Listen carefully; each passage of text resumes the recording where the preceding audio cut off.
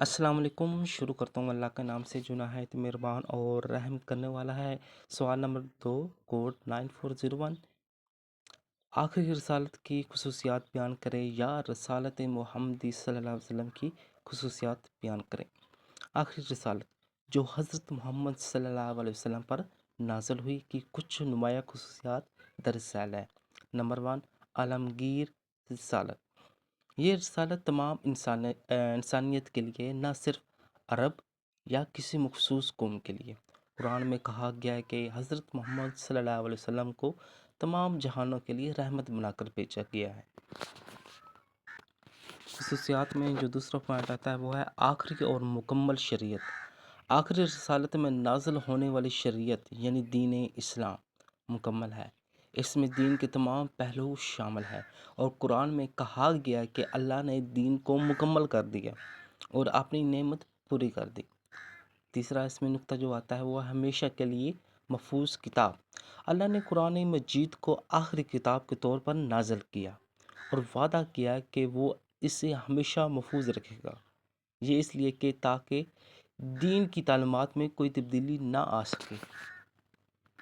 رسالت محمدی صلی اللہ علیہ وسلم کی خصوصیات میں چوتھا پوائنٹ ہے پیغمبروں کا سلسلہ ختم۔ حضرت محمد صلی اللہ علیہ وسلم کو آخری نبی اور رسول بنایا گیا۔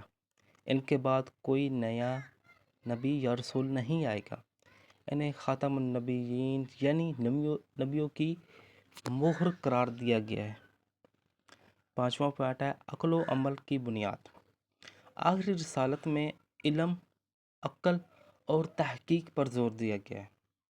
یہ رسالت انسانوں کو غور و فکر کرنے اور علم حاصل کرنے اور اپنے فیصلے عقل سے کرنے کی دعوت دیتی ہے۔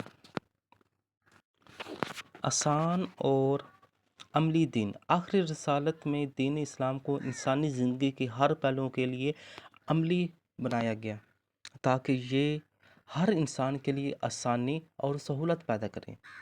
اس میں عبادت سے لے کر معاملات تک ہر چیز کو اعتدال اور توازن کے ساتھ بیان کیا گیا۔ ساتواں پوائنٹ ہے ہمارے پاس انسانیت اور اخلاق کی اہمیت۔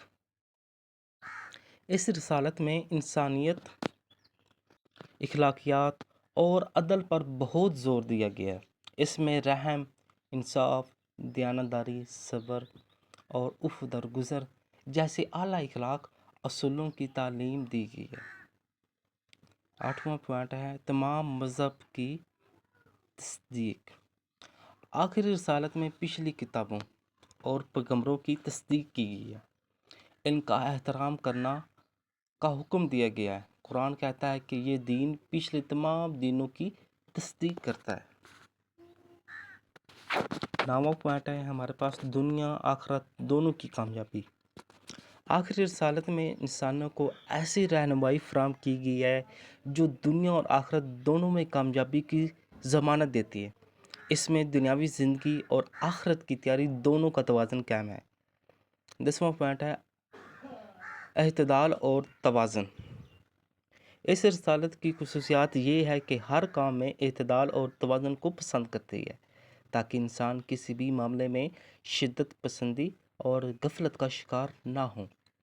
یہ خصوصیات آخری رسالت کو منفرد بناتی ہیں اور اسے ایک ایسا دین دیتی ہے جو قیامت تک کے لیے ہر زمانے کے لوگوں کی ہدایت کے لیے مکمل اور کافی ہے۔